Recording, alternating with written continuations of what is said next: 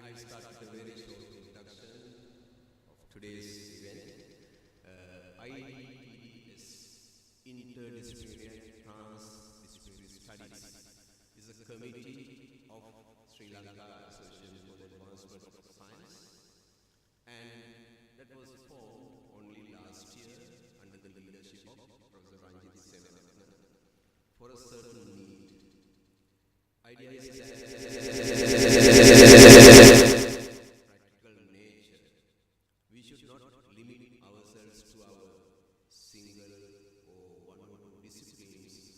There are more general type of problems extend over several disciplines and transcending disciplinary boundaries.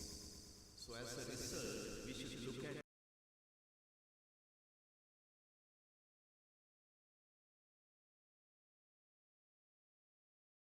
these so-called wicked problems from a different perspective. And the basis for that was to form this so-called wicked problems from a different perspective. This year we are continuing to work under IDTDS. Last year we had several seminars as well as special sessions. This year too, we are going to have a series of seminars throughout the year. And we decided to conduct these seminars because UN identified international days. Just have linked them as well as the sustainable development goals. So, as many of you know, today is the World Water Day. So the committee decided to conduct a seminar under the title Climate, Man and Water. Under this title,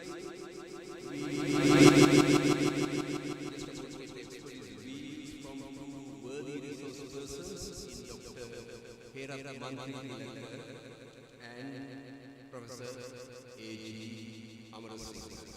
So while thanking both of you, I like to welcome both of you on behalf of IDTDS.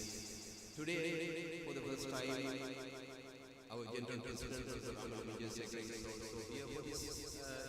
So I like to welcome her. I also would like to welcome all those who are joining this event physically as well. So without much ado, if I may now introduce the first speaker, that is Dr. Herath Manthrithilake. Dr. Manthrithilake is currently an Emeritus Scientist at the International Water Management Institute, which is called IWMI. He retired from IWMI as a senior researcher. He has experience working in India, Central Asia, in Pakistan, and Kelaniya, and served as the representative of IWMI in those countries since 2002. He is a graduate of the Patrice Lumumba Friendship University in Moscow and specializes particularly hydropower stations. He started his professional career in 1976 as a civil engineer at the Lanka irrigation project of the Mahavan Development Board, the name at the time, and continued later on its success as the Mahavan Authority of Sri Lanka for over 25 years in different capacities, while also managing two key divisions, the Planning and Monitoring Unit and the Environment Division of the Mahavan Authority as they are directed. During his time as Mahavan Authority, he managed the knowledge management corporate enterprise known as the Natural Resources Management Services Private Limited. And for the Mahavan Authority again, he was instrumental in organizing the Lanka Organic Agricultural Movements and the GIS Association of Sri Lanka, and served both in the capacities of President and later Secretary. Both these organizations were pioneers in Sri Lanka in those fields. He also teaches water-related topics at postgraduate levels at the faculties of engineering at Kelaniya, and Universities. He later multidisciplinary and multicultural research teams in several countries, managed donor-funded projects, published many scientific papers on a variety of water-related topics, and made presentations, communications, different aspects of water resources management at national, regional, and international conferences. His PhD is on stochastic hydrology, and focus was on modeling river flow as the Markov chain for the management of multipurpose reservoirs. So it's a pleasure to invite Dr. Herath Manthrithilake for his speech. Thank you.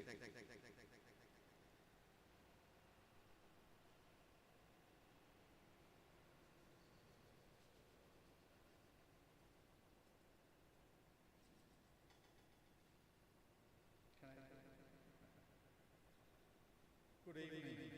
That was introduction. I think a bit too long. Thank you for bearing. Well, the topic I was given was climate change and solar engineering. But I thought I will not do the justice for the World Water Day if I won't talk about the World Water Day slides. So I will start with the World Water Day issue. And this year's topic of the World Water Day is water for peace. When we are talking about peace, it's not only situations where a lot of conflicts and all that. Even without conflicts, you can go into issues with related to water. I will show you some of the things with my own experience. So I'm not going to talk much about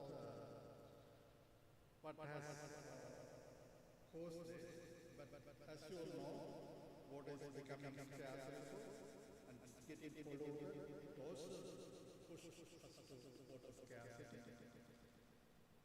When people don't have sufficient water, sometimes they don't have access to water, there are many conflicts can occur, not only within the communities, between communities as well as between countries.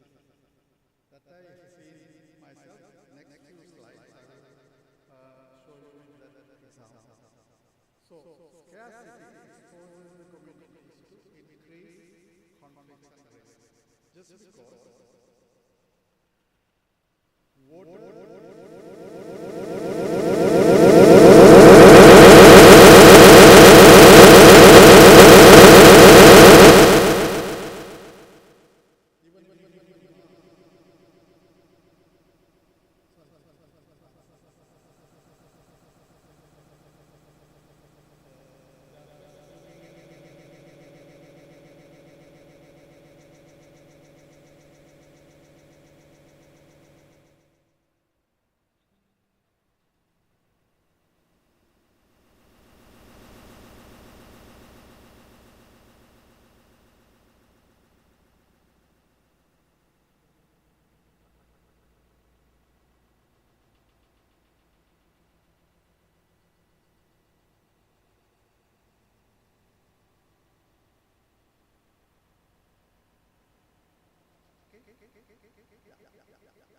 as I mentioned,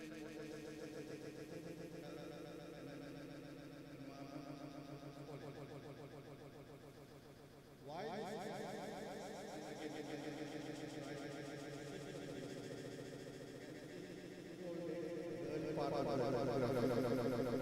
you can see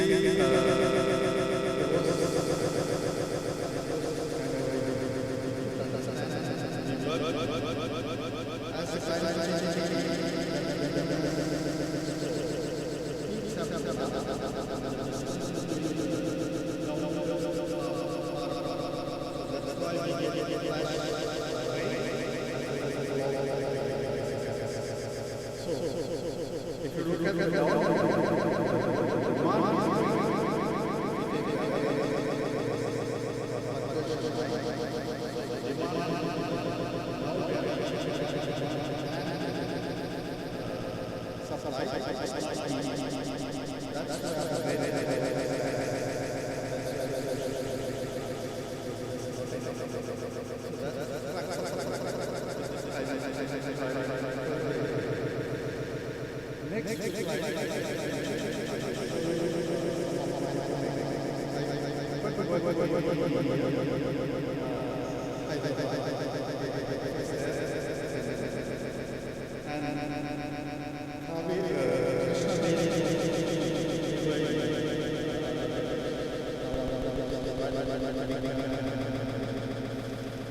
But this is a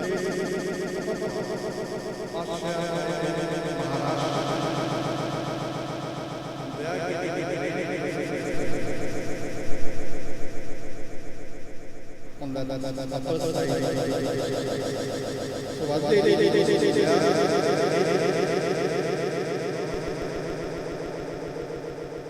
much of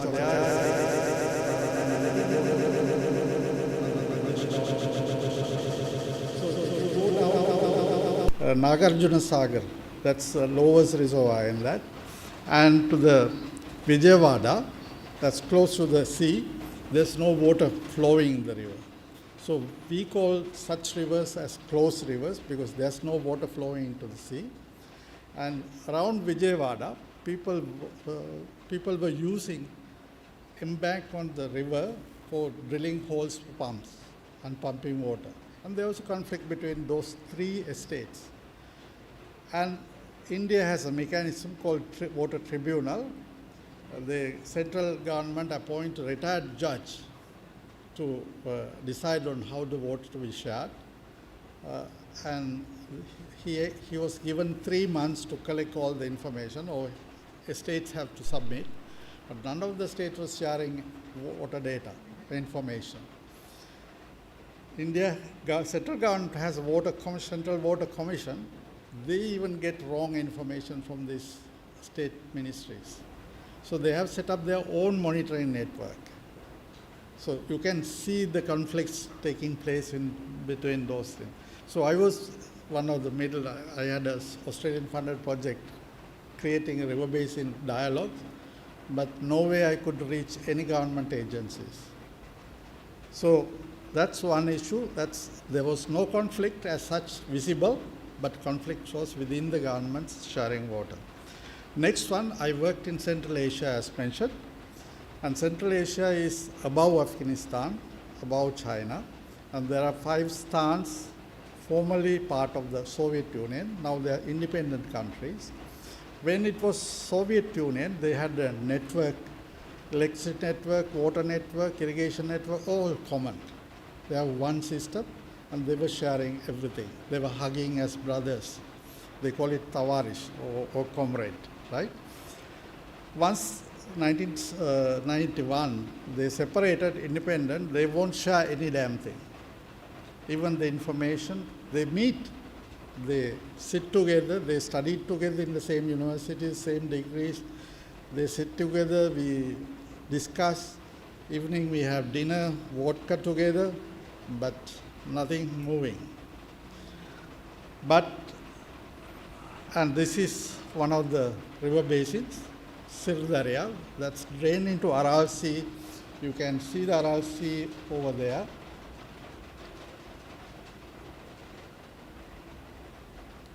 Whatever, this part, Aral Sea, here you dotted line, it's dried up. It's an environmental catastrophe for the region. This river Sirdarya, and there's another river bordering Afghanistan, that's Amudarya, both fallen in. It's dry now. There's no water in it. Because these people, this is dry area, very arid, and they were using irrigation for irrigation, cotton growing. During the wartime, they did the construction of irrigation systems, Second World War. And now they're using much of that water for irrigation. There's no water flowing here. Meantime, Kyrgyzstan is part of it. There's Taktagul Reservoir here. That was at that time developed for the hydropower generation. There was no issue with water or energy, electricity for those areas because it was one system, one government. Soviet Union. Now once separated, during the winter time, Kyrgyzstan didn't have any energy sources other than Taktagul. So they were using this for hydropower generation. I have seen adjoining state, Tajikistan, mothers have to warm the milk bottles under their arms to give the babies during the winter time. I have my seen by my eyes. But the downstream people, Tajikistan and the Uzbekistan people, they were based on irrigation, this water. And water is discharged during the winter for hydropower generation by the other state, and downstream people didn't want water during the winter. Summer, they need the irrigation water, they didn't have it. So there was a huge conflict. And it went up to certain times. I was witnessing one conflict. People were slitting throats for colleagues. That was the worst thing I have seen. The people who used to drink, eat, discuss, share everything together, some extremist groups, religious and nationalist groups, can tune up the strings to that level so they can go and slit the throats very easily. So that was the worst case I have seen on water conflicts.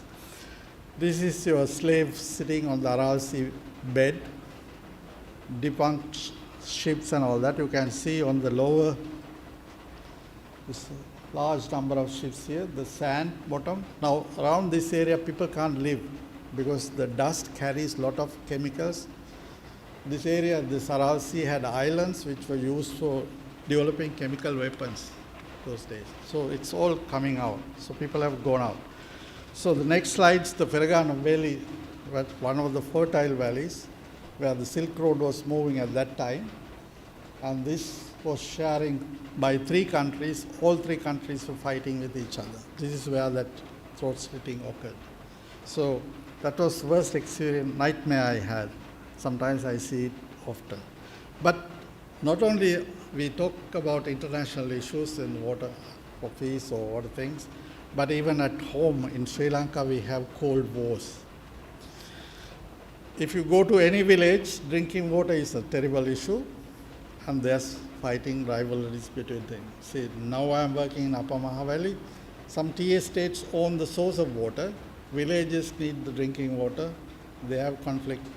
They won't let access to those. Those are rural areas in Sri Lanka. Again, tail end issues. Irrigation canal, long irrigation canals. Tail enders don't get enough water because upstream people use more water. Tail enders don't get. There's a conflict. Farm organizations supposed to solve this, they are not attending. There's a system developed by the Maha Valley called bulk water allocation. It was practiced 2-3 years. It was very, very one of the good examples we can quote around the world and take forward, but Maha Valley itself forgot about it. Not about propagating, but they have forgotten about it. But when it comes to anechoic schemes, that's going to be crucial. Anechoics don't have reservoir storages, so they will run into serious issues. Nobody is looking at these problems. Then the water sector institutions, drinking water, water supply and drainage board, and the irrigation department as loggerhead for sharing water from the reservoirs. There are many instances, as Rajangana, Tambutegama, and even Western Province has the issue of taking it from irrigation reservoirs water for drinking purposes. So that's the institutional conflict. And of course, you know, Polgola diversion has a conflict with Maha Valley irrigation people and the hydropower, because if you send water downstream Polgola, Victoria, and Lanka, you will generate more energy than diverting it from Polgola to Upuvela and Bovatana. So the electricity board thinks about rupees and cents, Maha Valley thinks about farmers. The last thing, the water policy issue. There's water policy, and you will hear much more from Prof. Amarasinghe, so I won't stop there. There are issues and conflicts over there as well. So the climate change is driving this. And this map I have taken from the Chamber of Commerce of Canada. They have developed sometimes back based on models. You can see the middle, there's a belt with the stripes, right? And it says this averages, climate change average world over by 2047. But for the belt, where we are also sitting, Sri Lanka, 2038. And the other countries will get it 2053 beyond the belt, right? So this is an investment guideline given to the Chamber of Commerce to their investors or big companies. And we need to, science has to move towards this kind of thing. Anyway, what I want to, why I want to show this, attached was, there's another document saying there are countries, some cities, which will reach what we call day zero during the climate. That means there won't be a drop of water for drinking on those cities. We have already experienced that in Cape Town. They have reached up to the last bottle. We have seen that happen in San Francisco, California. Sometimes back, Taipei experienced that. India is reaching towards that. So we need to think about now and work towards, at least by 2030, we will have Colombo going day zero. So we need to arrange systems,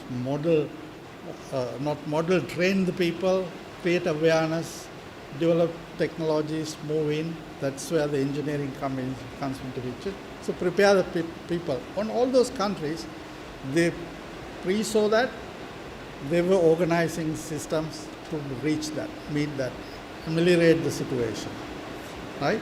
So with that I stop.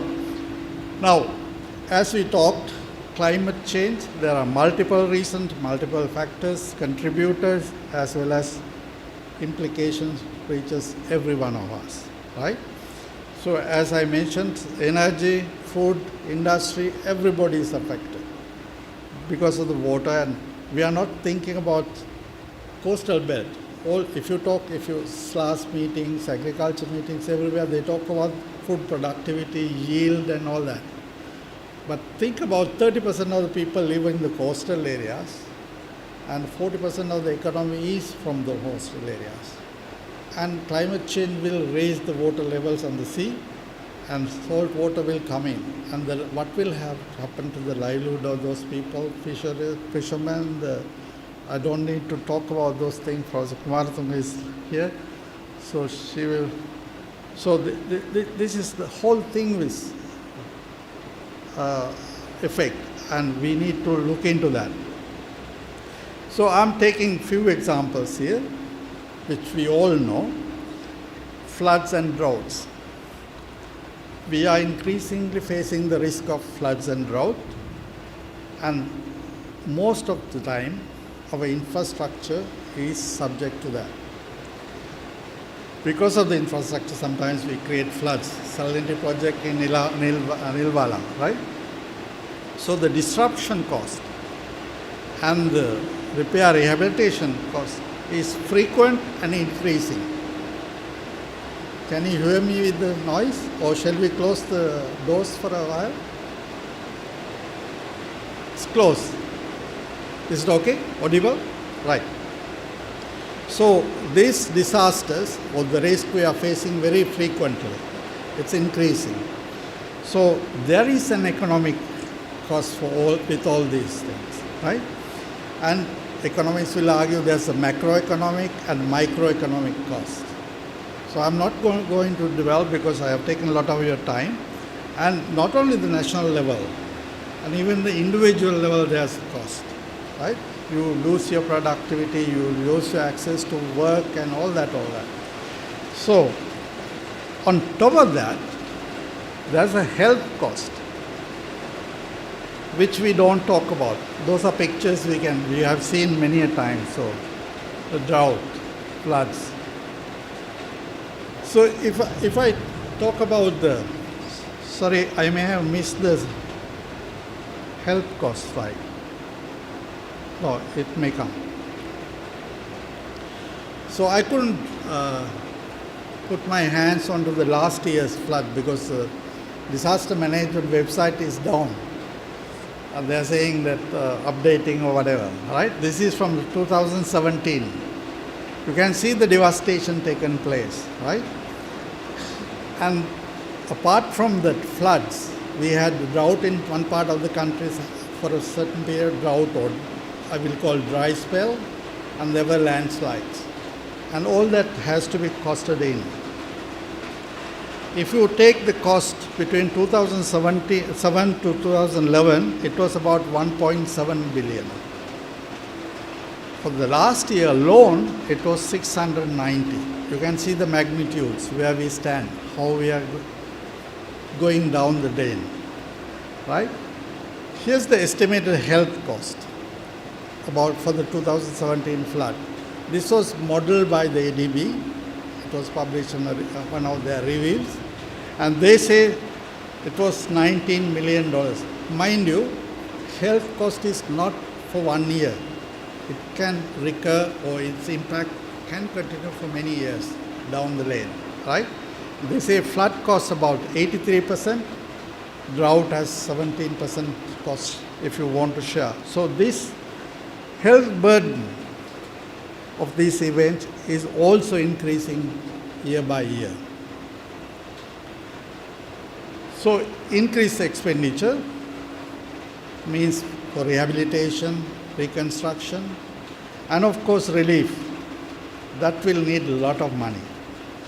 That means we have to divert our existing minute resources for those things, as well as development will derail. Whatever the development we are talking about, it will derail because the cost has to go met.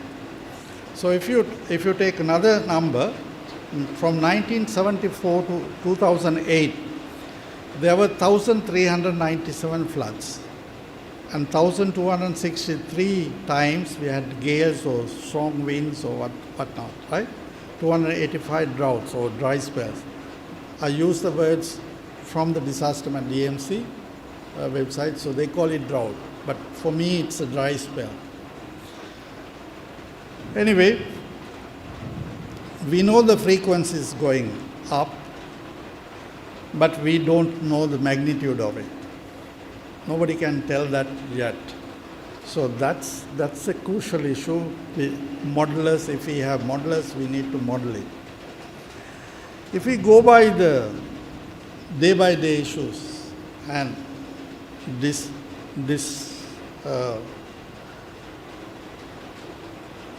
lose these resources for these naturally occurring things, and we will not have enough money. So we need to put safeguards on this. What are the safeguards we have?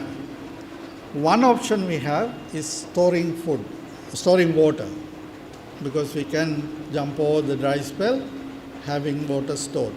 Second option is storing food.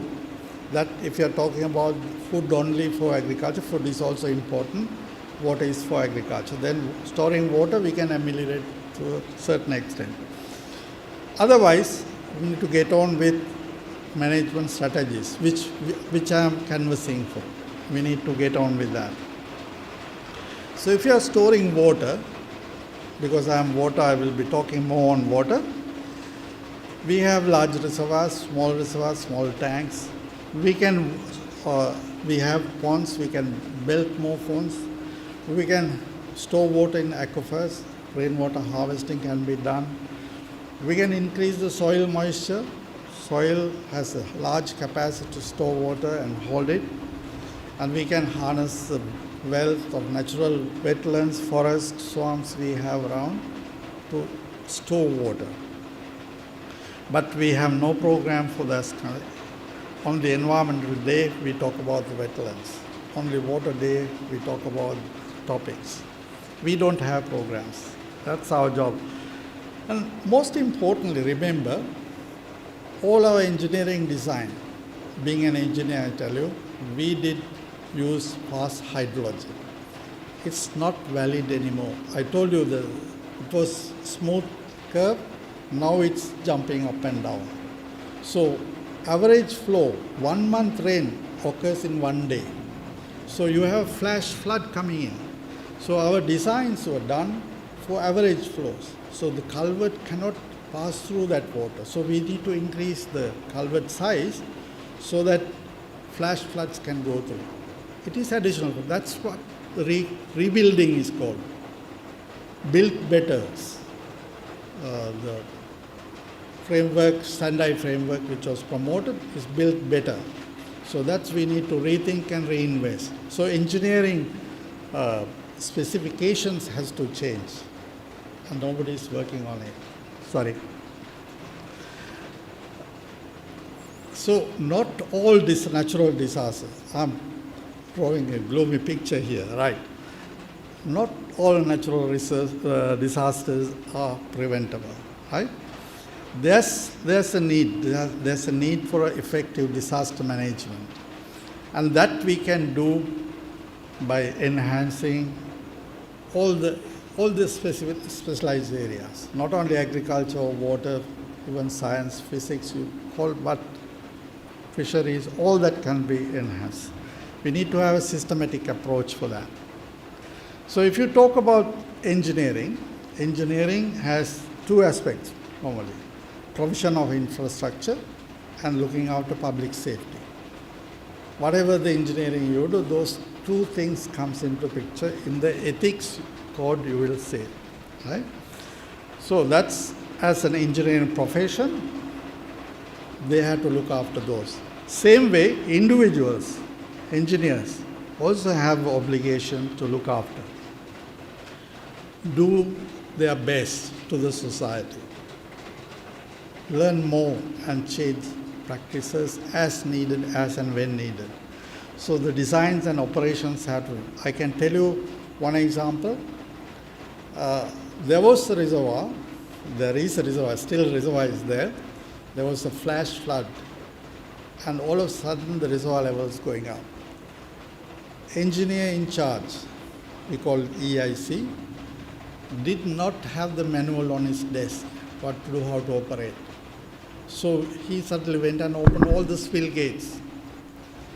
Downstream there was a bridge crossing the Mahavali River, and that saved kilometers, about 40 kilometers from this end to the other, to reach Mayangara. And the bridge washed away in half an hour. And the road was closed. An investigation went in to find the engineer didn't know, EIC didn't know there's a manual to operate, how to operate that gate. So he opened all the gates, so the flood flow pushed all that bridge out. So we are not prepared. That's the example I'm saying. So we were not. So when we dig out, after 20 minutes, we asked for the manual. He managed to find it from somewhere, and he hasn't seen it forever. So that's a weakness we have. So to start with, we need to develop guidelines for the engineers, how to manage such situations. Go with that extreme situation. So policies should guide us towards that. That's what Prof. Amarasinghe will tell you later on, how to address those situations. So those guidelines should give clear how to record, how to meet the outcomes, how to see the outcomes to it, and there should be public guidelines on how to, people should know when such situation to go out, where to go out. Flood mapping can be done for sequences, and warn the people if this kind of silence or SMS comes, you have to get out from this area, kind of things. Those things have to come in. Second is the promoting advocacy. This, for instance, we scientists sit in our own cells and think about our whatever the invention or research. The engineers do the same. Irrigation engineer, they will do, road engineer will do his job, sign off the checks and sign out the leaves and go home happily, right? So we need to take the leaders, decision makers into our fold, canvass them, educate them. That proactiveness has to come in, which we don't have. That's why I showed you the picture. Chamber of Commerce, the professional body, goes and canvass the governments, recommend the investors where to go and what to do with it. That has to come in. So advocacy has a big role to play. It may not deep science, but the importance is deep science has to be converted into simple words to understand for the layman. That we are failing all over. Only 1 or 2 people scientists available they have, right? We need to do that. So again, by promoting advocacy with the government, with the other people, we need to raise funds and resources for our research and do further work on it.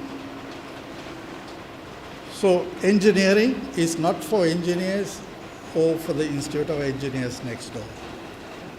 They have to get together with SLAAS, other scientific organizations to develop, because this cannot be done with one specialty.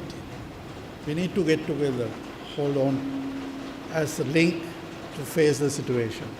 We see it often when the students' demonstration goes on, the police fire water cannons, then they hold on together. So similar thing we need to do with the professionals around us. I need to explain to you, you all are professors. Otherwise, we will lead here like in Gujarat, right? Or lock, stock and barrel, we have to migrate as we do now, some of us. Or this slide was shared with me by a friend of mine, so I thought it should be the last slide. So you can read and enjoy. Thank you very much.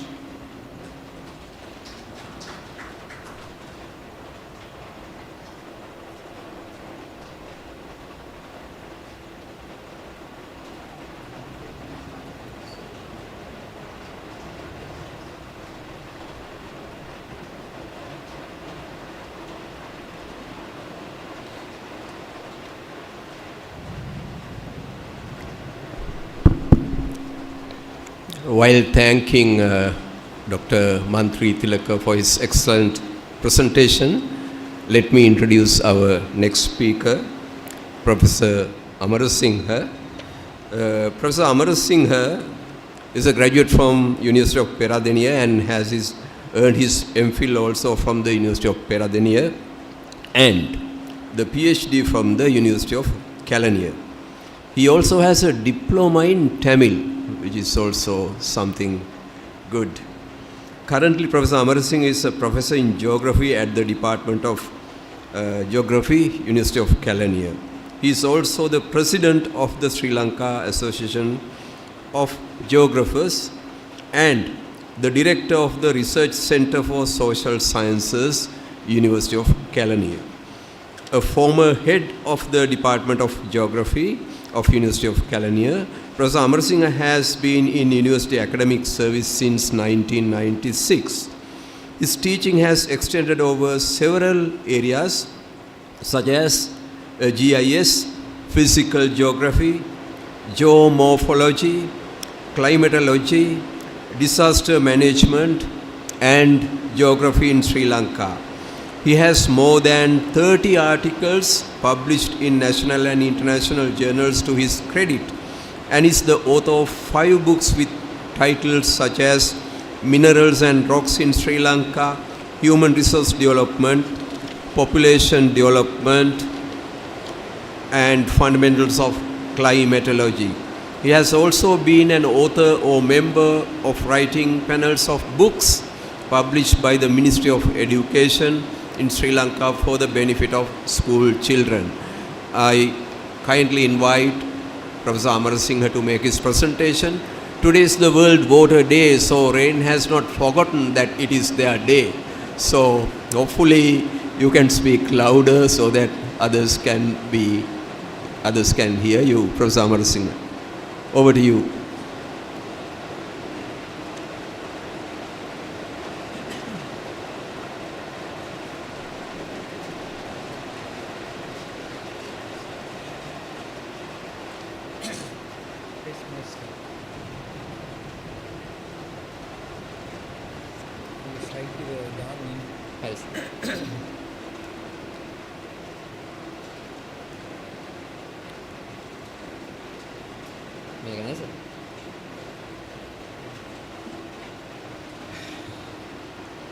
Good evening to all.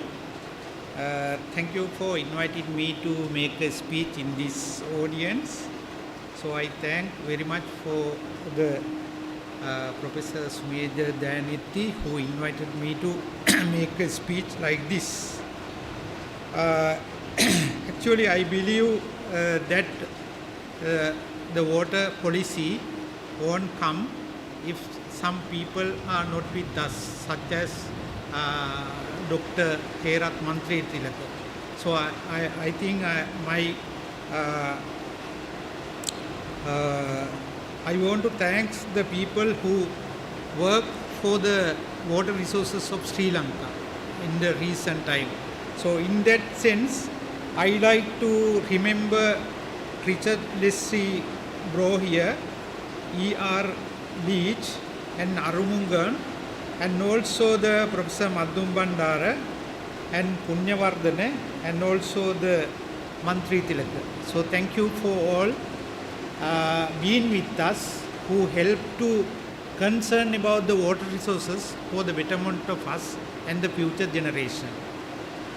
And National Water Resources Policy of Sri Lanka, my topic was COVADIS.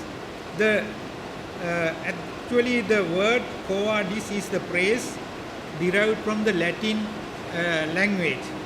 So COVADIS has the meaning of surprise, wondering, bewildering, of some kind of confusion. So that all things are with the current water resources policy of Sri Lanka. That is why I choose that word to make a speech in this day. So the taken into consideration the topic given for the SLAAS seminar of this day, and also my topic, I divided my presentation into two sections like this. So I will make a comment or observation on these three headings. So introduction to the national water policy, and also the water related issues addressed by the national water policy, but you already know what are the problems what we have to face. I think Professor Dr. Manthrithilake has mentioned very clearly. And also the potential and ability of existing water policy of Sri Lanka to solve related issues. So I will just go through the water policy just to introduce you. So it has effective date has mentioned as 10/7/2023, and also the cabinet has given their decision, or they also accepted it. And also the vision of this policy is very clear. So I admit and also I appreciate their vision. And also the national water policy has 9 paragraphs and 12 sub paragraphs. So I will just show you the heading of those things. I don't know the mechanism and the structure of the policies. However, they have given this line and given explanation in order to benefit of the others, those who are going to make into a reality. And also there are another section, and those are the subsections they have given. And also they are planning to establish 3 institutions to realize the water policy in the real ground. So I don't know what will be the composition and how they going to do those things. However, there are these 3 institutions that will help you to solve every problem as we discuss now. We hope so. I don't know what will happen. And also when we go into the introduction, they have given a very clear introduction. So they are planning to solve each and every problem what we have faced related to water. I think the sentence is there, so we want to accept it or not, or improve it or not. And also in that policy they have given enough explanation or clarification to understand what is the situation related to the water in Sri Lanka, and also what is the importance of this policy if we are taking into consideration. As they say, we can go into the prosperous and developed country. So their explanation given so many facts and figures relating to our ancestors and the existing ability and also the future threats and all the things. And they are given justification for this policy. In that policy they have mentioned we have already invested huge amount of resources and money on behalf of the water resources of Sri Lanka. So first thing is we want to protect that investment. I think we can admit it because we have already invested lot of money, lot of resources. So we want to protect them. Actually the engineering perspective should be there in the first to protect them, otherwise we can't protect them. For the general public do not have enough facility, enough capacity to protect the existing resources, investment related to the water. We can admit it. And also the water related issues addressed by the National Water Resource Policy, we can line up into like this sentences: providing fresh water for all Sri Lanka. So ambition is there. So it is vaguely mentioned. We don't know how they are going to do it.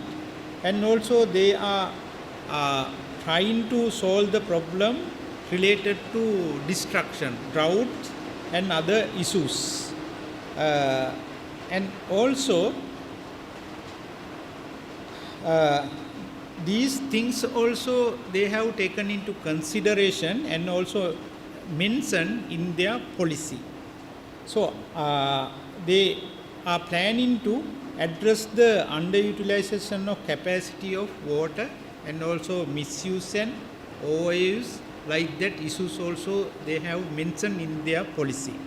But in Sri Lanka, so you can see these pictures, what are the water resources used for, and what is the water resources are working for us. So water has come to the inside the houses. So Dr. Manthrithilake shows some countries they don't have water, but we have water which is coming to inside our houses. The people can't live now because of the water, excess water. So how can we address it? But at the same time, we don't have water in some places of our country. So those issues is there. And this house is built like this because of the lack of water. So main reason is lack of water. So this house is so. And this is the one small pond built in the Nikavarati area.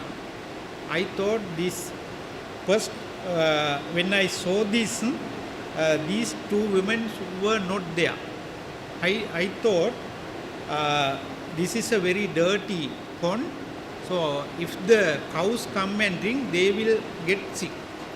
But after half an hour, they came and they are the people who use this water. This is the situation.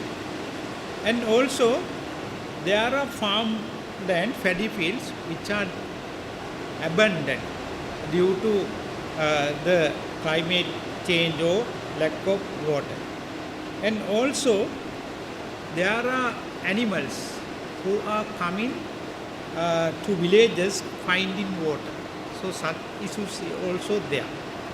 But even then, so we have enough potentials in our Sri Lanka at this moment to solve all the problem what we have, because we have great tradition how can we manage the water.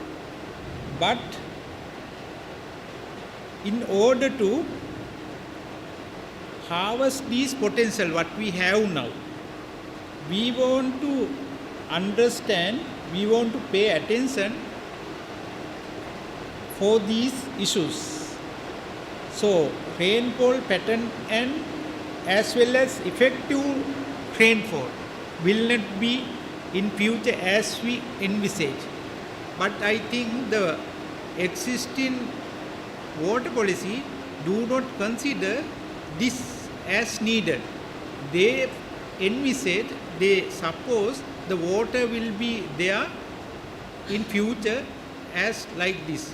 But according to the presentation of the Dr. Manthrithilake, we can see we don't get water as they envisage. So therefore the policy should be changed according to considering these things. And also we want to plan to increase the adaptability capacity to the negative impacts of the climate change.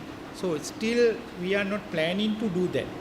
And also I think if we can pay attention to the harvest the benefit of climate change, that also should be a part of ours. So still we are talking about the negative factors of the climate change, but there are positive aspects too.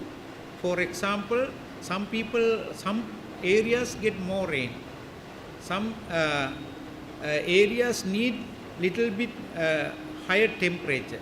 So I don't know, I think some people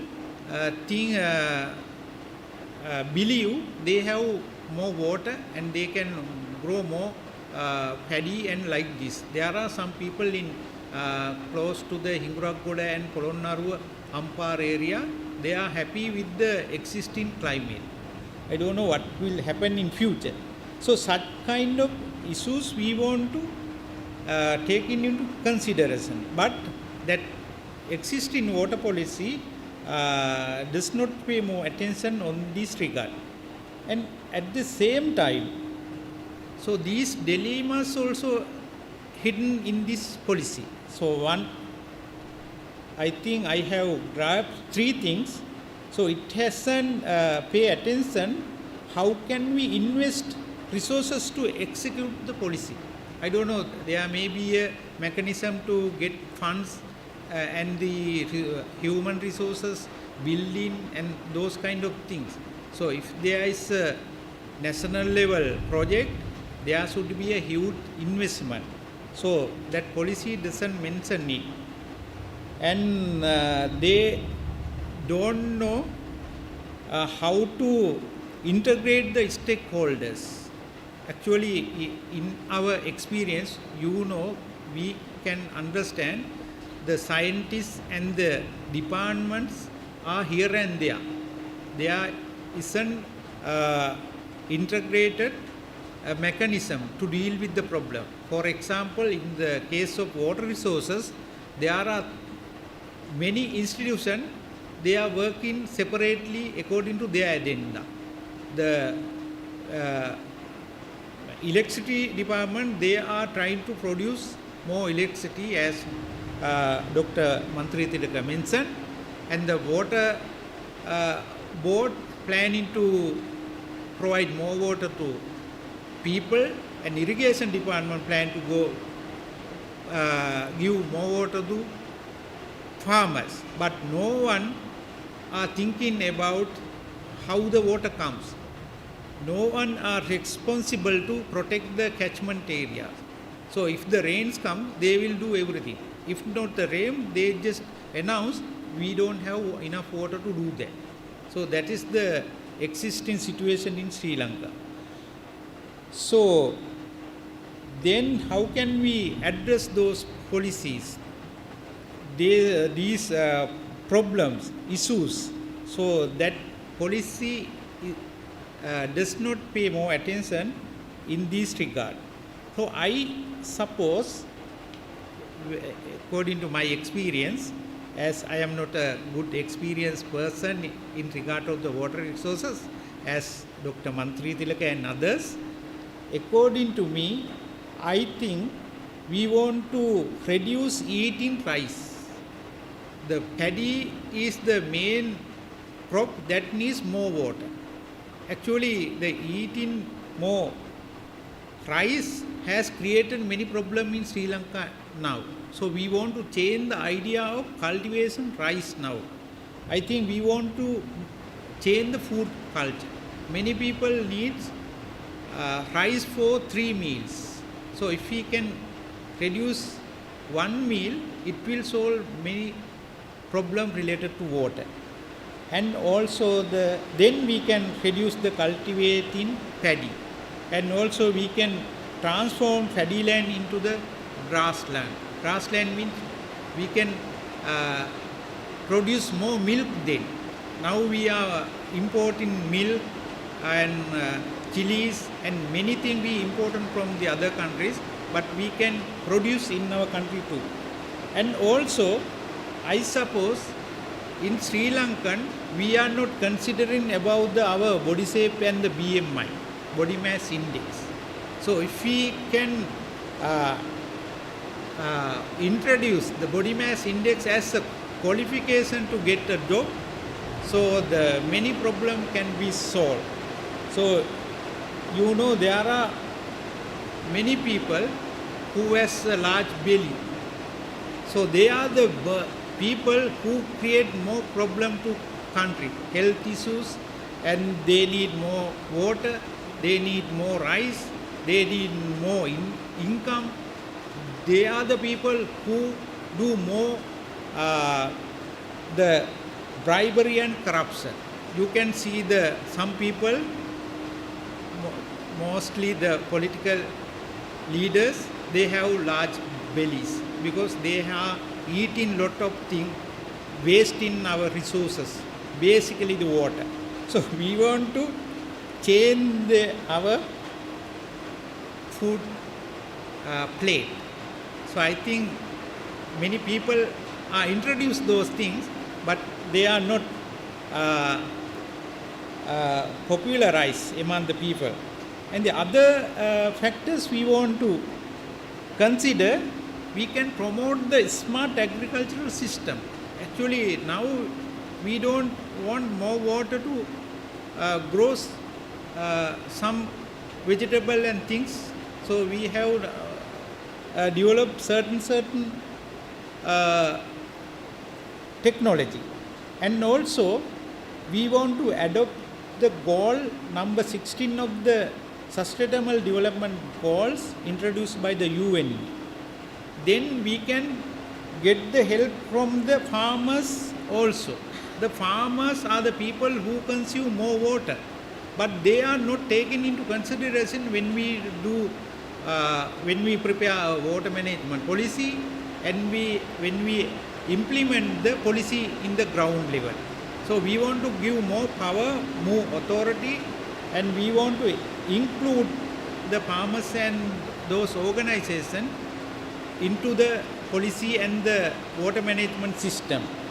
And also, I suppose we want to encourage farmers to donate money to implement the programs related to water resources activities.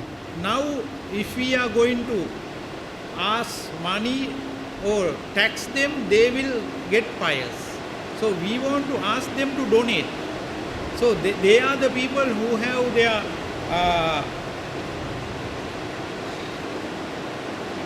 their resources. So those are already we applied this smart agricultural system, and also these technology also now they are using. So in conclusion, I think I discuss these matters.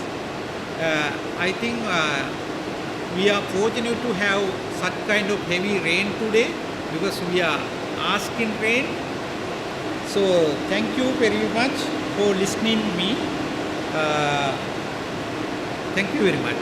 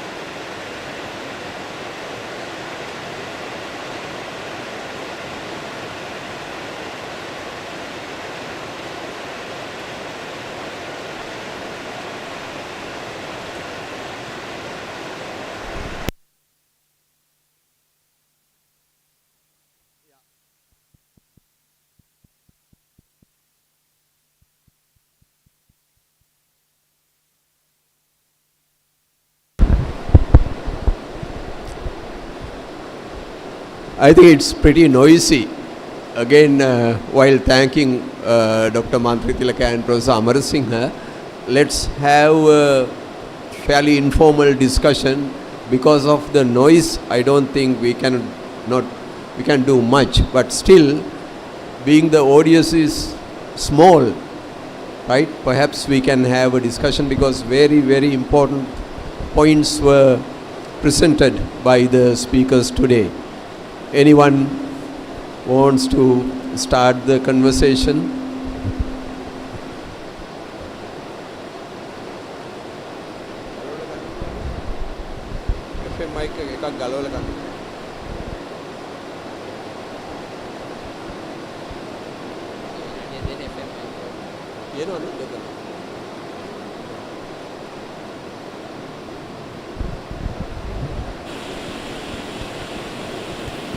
Check one, test. Now in Israel, being a very dry country, they have only one water resource, Sea of Galilee. But when you look at the agriculture, aquaculture, they are using water, actually the way they are using is very interesting. Especially for plants, they are using drip irrigation. And for aquaculture, they have the actually plastic lining or rubber lining in the ponds, and also there is a water recirculation system, and they use solar energy to power most of these things. I think our country, although it's not in a desert, we also can use the knowledge, actually get the technology from them and use some of them, especially for our dry zones. And also now, when we are making the pavements, we concrete them. We don't think about recharging the groundwater. So that's why there are flash floods. There is no recharging of the groundwater.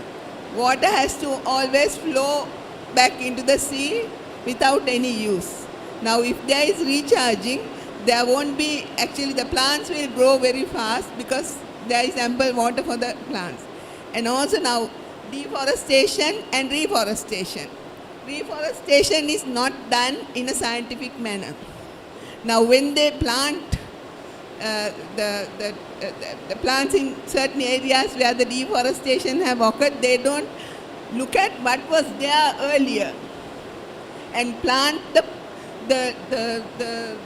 plants which are native to that place.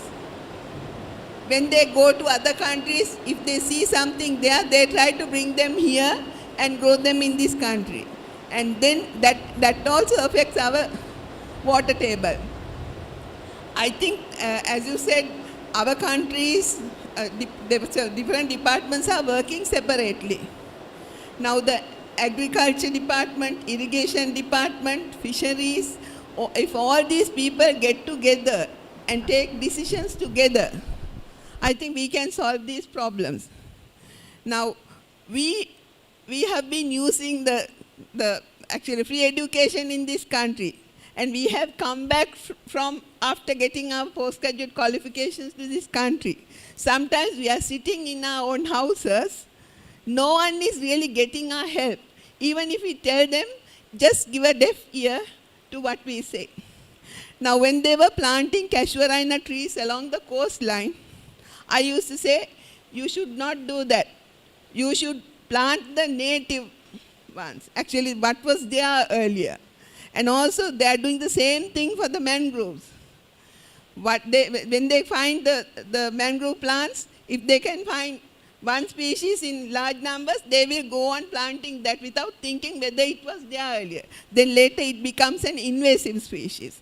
So I think this kind of things also will affect the water table in this country and also cause flash floods if the lagoon mouth or the estuary, the mouth closes, then there will be flash floods. And there is one good example, the Malala river system. Now when you go upstream, there is a reservoir upstream. It has not been restored. Okay? During the ancient king's time, it was working well. Because when there is rainy seasons, the water first comes to the uppermost reservoir, and then when it spills, it comes to the next level reservoir like that. So if we look at our map, we can see there are so many systems which have to be restored. I think government should look into those matters. Especially during rainy seasons, we can reserve this water for dry season. Especially we can use that water for aquaculture as well as for agriculture. So I think we have to, our country should have a panel of scientists as advisors, and there should be scientists from all disciplines, scientists, engineers, maybe even medical doctors. We have to get together and form a panel so that we can advise the government. Until they listen to us, we must tell them. Okay? So I think that we should develop that kind of a mechanism in this country. I don't know how to do it, but anyway, I'm still looking forward to have something like this in future for Sri Lanka. Otherwise, we will go from bad to worse, and I think we will be beggars pretty soon.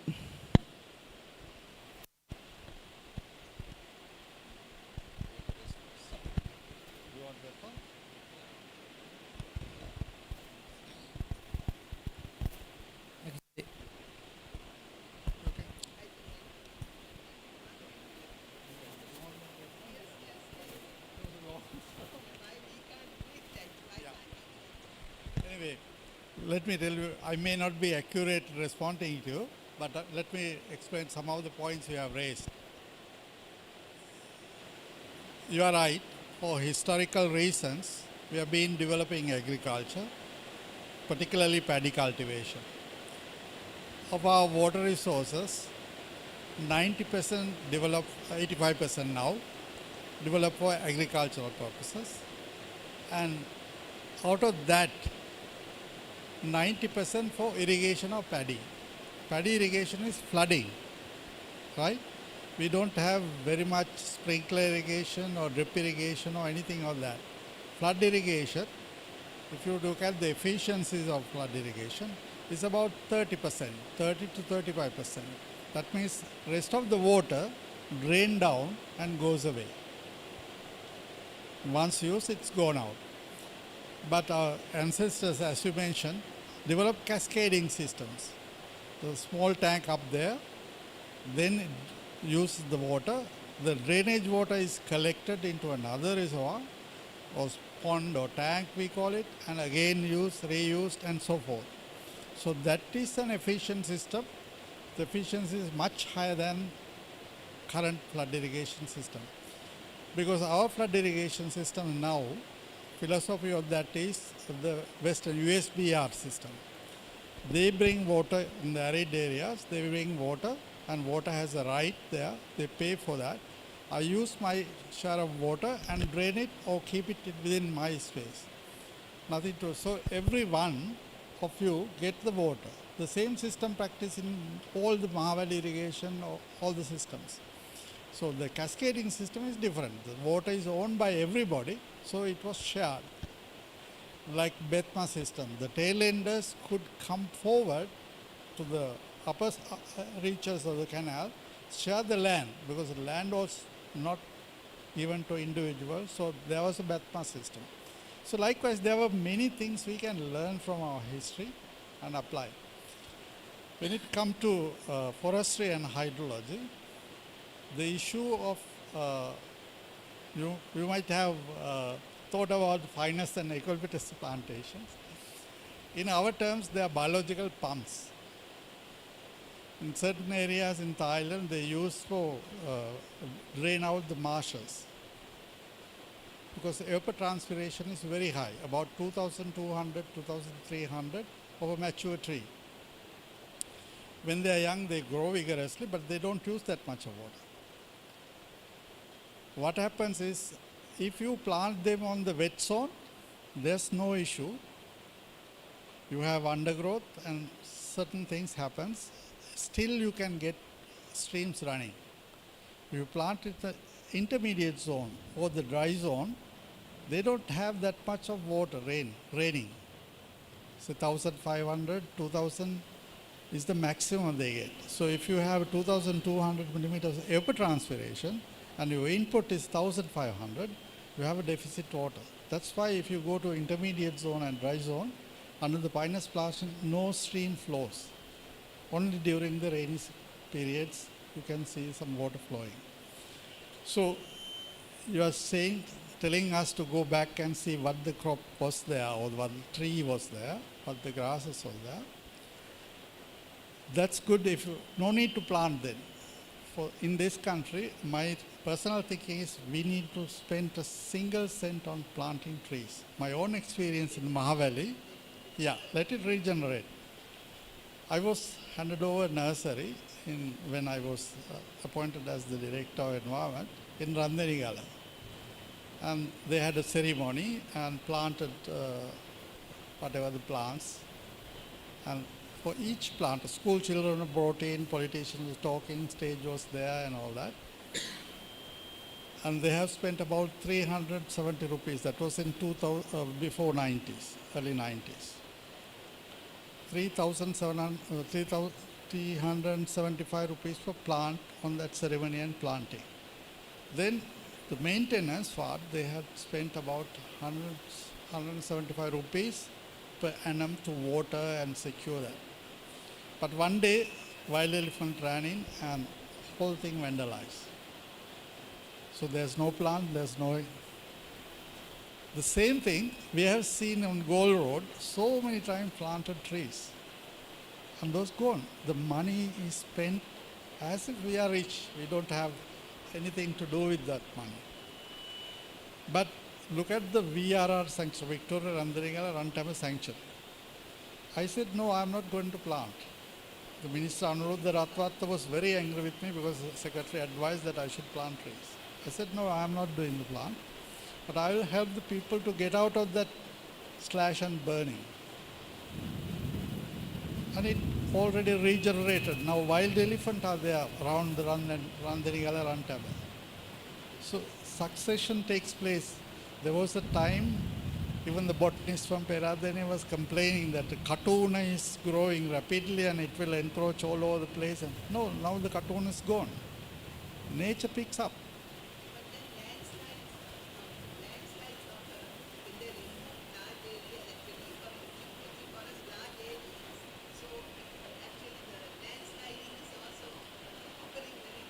Yeah, landslides also mismanagement of land. We are putting houses everywhere, wherever not suitable. We plant trees everywhere. We don't need that kind of trees. Nature knows better than us. How much ever we say that we are better, but nature knows better that it can recover, it can come back. That doesn't mean that we should, we should stand off and all that. No, we need to proactively support the nature rather than trying to do against the nature. That's my just explanation for your idea. I don't know whether I have addressed all your issues or not. You have a lot of issues raised.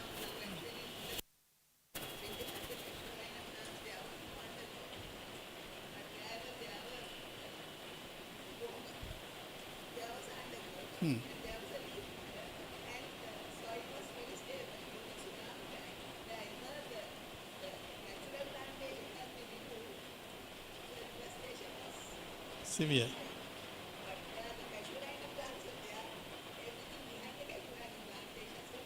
Wash. So that's, we need to learn, we need to record, and we need to advocate all that to policymakers who are making investments. Thank you. I hope I have answered. So you may have questions. I have a quick question for Professor Amarasinghe. You suggest, and logically perhaps,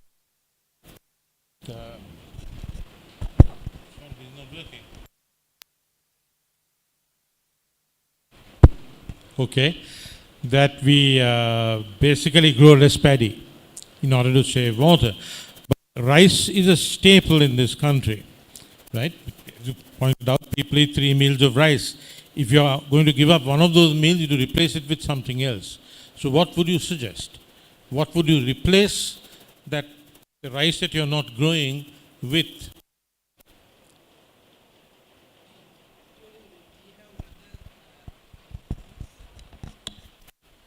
I think in our homes, sometimes we don't want to eat rice for 3 meals. Sometimes we can have other grains and vegetables and such kind of things also there. And also, at the same time, doctors advise us to not to eat too much, because the farmers and the people who are working very hard, they need. But the majority of the people, like us, we are not working very hard, so we don't want more food. So we can reduce some, and also we can go into another cereal, and also the fruits, and also the nuts. Such kind of steps can be taken. So when we consider how can the people in the European live without having rice? So they have used rice once a week actually. They use another kind of things. Some people are not having more meat also. The potato and such kind of things are there. But I am not the expert in that. But however, if we can reduce one meal, so we can reduce rice production, and we can invest that land to grow other things which are imported from India. So for example, chilies and so many things we are importing, like spending a lot of money. And also, and also we the portion of our plate is also a little bit high without knowing us. So if I not eat very little bit quantity is higher, when I go home, my mother blamed me very well. Why you are eating such a small thing? So such kind of notion also there, and with us also. So we want to change our attitudes and the system, because we want to now change our food culture. And also we are not taking into consideration here the sea level rise, because the climate change will increase the sea level, then the rivers won't flow very well. So the flood will be permanent in near future around the coastal belt. So that also, yeah. Such problem also there. However, scientists from all the sections then discuss and come to an agreement to serve for the country. Now actually people in several different disciplines, they are working separately. They are not working collaboratively. So that is the one problem.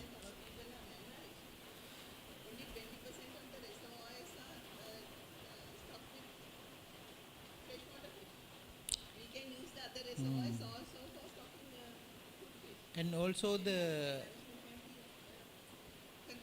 dosage of the pesticides and the fertilizer also very high, the quality also very low. The people say. So we want to go into that. The agricultural scientists want to discuss about that. So I am not the person who can go with it. Thank you very much.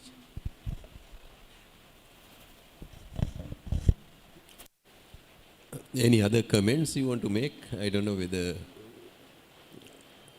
if you don't. Sure.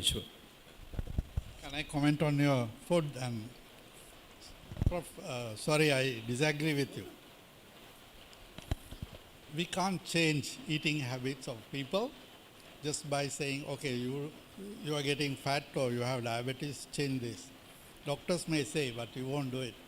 But if you look at our population, they eat a lot of rice. They need, if they can eat 3 times, they will eat it because they need a lot of energy, because they don't have enough other things they can buy it, afford to buy it nowadays.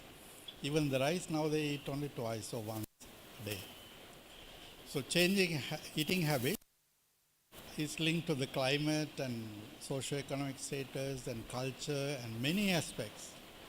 You can see eating the website in the internet, what people eat in different regions of the world. Africans eat very little just because they don't have much of things. They are very poor. But if you go to Europe or Mexico or something, they have a lot of canned fish and all sort of meat and all that things. But the issue, Prof, is not an eating habit. The increase in the efficiency of water use in agriculture. Then you have more water saved for other things. Water is a resource which can be used for many other things. As I mentioned, power, energy, industry, tourism. Even if you take tourism, you and me may be using about 200 liters per day. Our allocation is 150. Ordinary standpost gives 50 liters per person per day. But if a high-end tourist comes, 400 to 500 liters per day they need. Not for their own consumption, their services also requires a lot of water. So that water has to come from somewhere. So agriculture, as I mentioned, uses large portion of developed water. We need to increase, and it is being flooded. Flood irrigation is most primitive, most inefficient. We need to raise the irrigation to a little higher level. So we have more water, we can save for the environment, for other uses and so forth. So if you are rich, you will change your eating habit. One example I used to take during my teaching of the postgraduate is, when you have money, you are not traveling on the bus, you use your car, you are not eating or drinking a cup of tea where the bus stops and serve tea, right? And you stop at a restaurant or whatever the decent place for you, just because you have the money. And your environment concern comes with the economy. So changing habits, eating habits also links to that. All that is politicized. Political, actually, not politicized, political. Our behavior, our eating, all that is political. Poor people eat more rice. If you say, don't eat one meal or 2 meals, change your eating habit like Europeans into meat, where do you get the meat? Where do you get the potatoes? Let's say you want to go on eating rice. Some years ago, I remember reading about a lot of research being done into rice cultivation using less water. That is, rice cultivation under non-flood conditions. And in a country where rice is grown but water is a problem. That seems like a logical step to take. But in Sri Lanka, nothing seems to have been done about that. Other countries are following this, but would you like to comment? I mean, I'm not an agricultural person, so I know very little about this type of work, but it seems to be a logical, one of the logical solutions. Yes, I think you know we have Rice Research Institute in Battalegoda of Kurunegala. They're doing a lot of research on improved varieties and improving varieties. Their first output was H4. Now they want to BG 300, whatever the versions. Their main focus so far was to increase the yield. When we were given independence, we had about 2-3 million people, maybe maximum 6 million people. I don't remember the numbers. And also we food, rice particularly. So the task given to them was to increase the yield. Now we have 22.5 million and we have about 1 million or something hectares of paddy lands, and they are trying to continues to increase. That's why we reached self-sufficiency in rice, almost there over the years. Not because of anything, improved varieties. There are varieties, there are systems, agronomic systems, which we can use to raise the yield without expanding the land. One method is wet and dry method, SRI method. That involves a lot of labor. Now, if you go to a farmer and count down the number of days he is in paddy field, it's about 42 to 45 days of one season, right? So paddy variety is about 90-day varieties, 120 days varieties, and 4.5 months varieties. Normally they go for 120-day varieties. That gives the yield. 4.5 goes to the Maha, but still they prefer 220-day varieties. And that's where the focus is at the Rice Research Institute. We need to meet that sufficiency level of rice. But still, because of the water management weaknesses, slightest dry period or flooding, our total yield drops down. That's where we have a problem. If you look at the Yala and Maha yield per hectare, Yala yield is little higher than the Maha yield, average yield.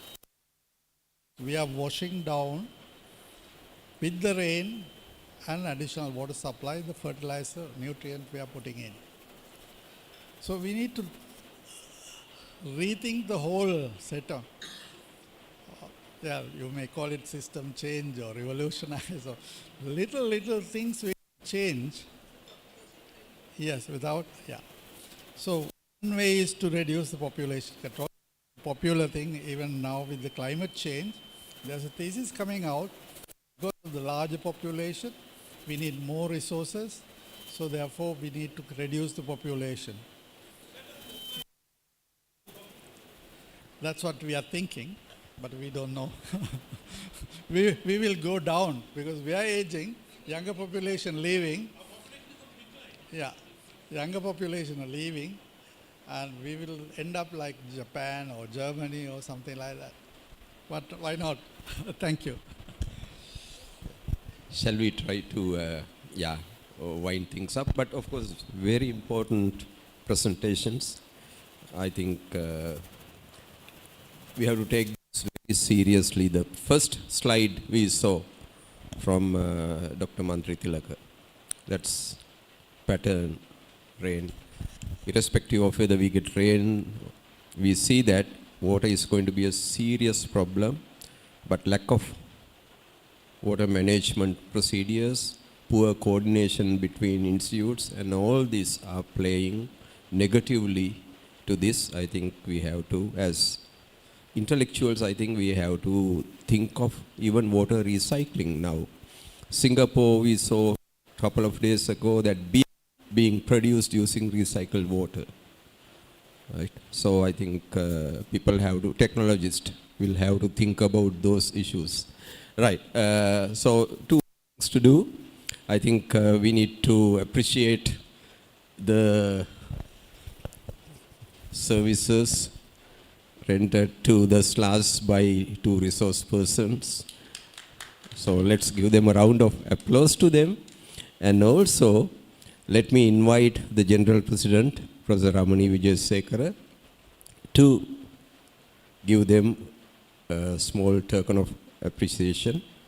I must thank Professor Mahesh Javira for his generosity also. So please, if you can come up here, Dr. Manthrithilake.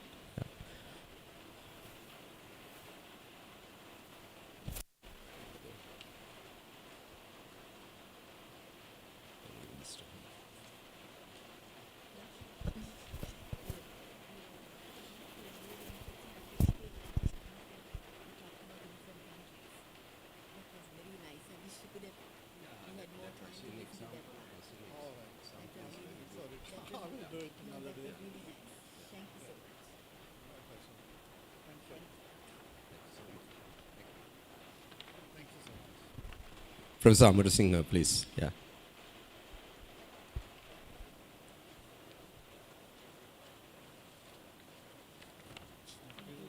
Thank you so much.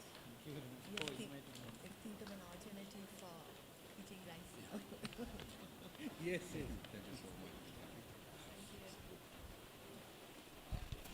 Now I think I invite Dr. Pasan Bandara to deliver the vote of thanks today.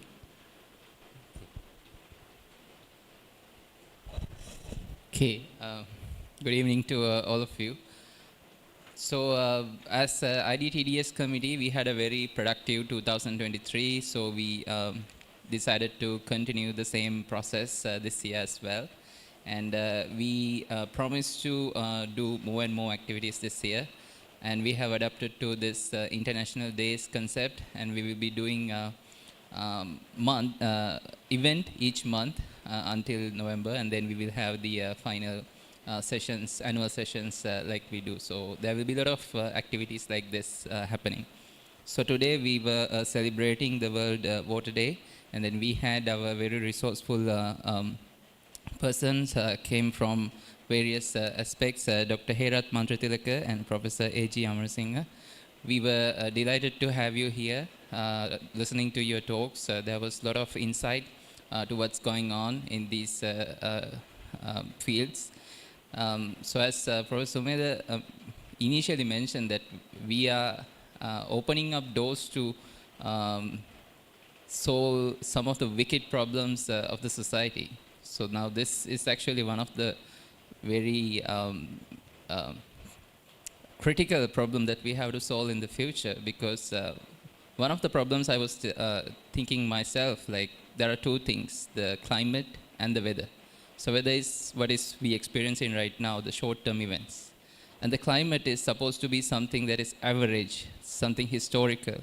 And when he was mentioning that we were supposed to do designs, engineering designs based on those historical data, when we talk about climate change, we are talking about changing these average conditions, which is very horrific in that sense.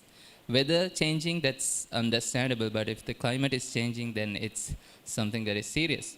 But the sadness is, scientists, we have to explain to some people that the climate is changing and it's real, and then we have to do something about it.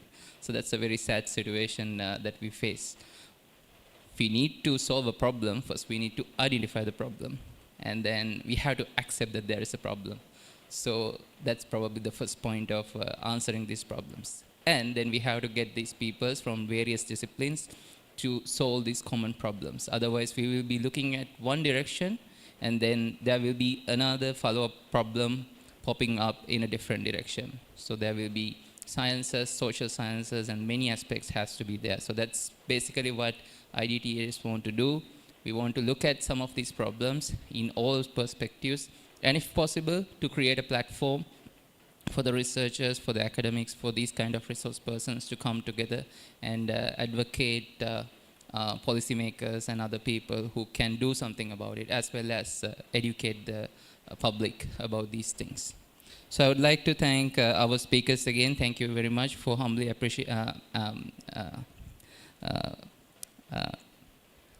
coming here and giving us your wisdom, and thank you very much for that. And I would like to thank SLAAS General President, Professor Ramani Wijayasekara. Your presence was like really delightful, and the guidance that you provide for the SLAAS as well as the IDTS committee, we really value. Thank you for coming, madam. And then I would like to thank the committee president, Professor Sumesh Jayanatti, for guiding us towards doing more and more activities like this, and and also the committee members who are supporting us in all these processes. I would like to make a special thank to the Technomedia crew, starting with Dr. Ruan Kalabovila, the coordinator, as well as the student workers who are doing this amazing job of converging our message to a wider community using their media tools and all that. Thank you very much. Thank you for doing this. And Professor Mejadini, thank you for coordinating this as well. So with that, I would like to...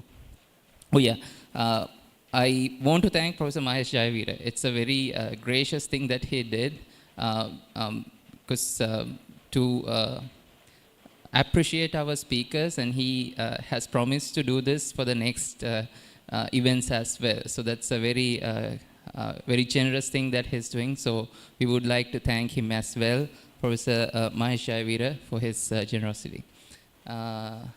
And the SLAAS office has been like really helpful throughout this process, providing us all the technical equipment and the food and beverages, so that they have done a lot of help as well.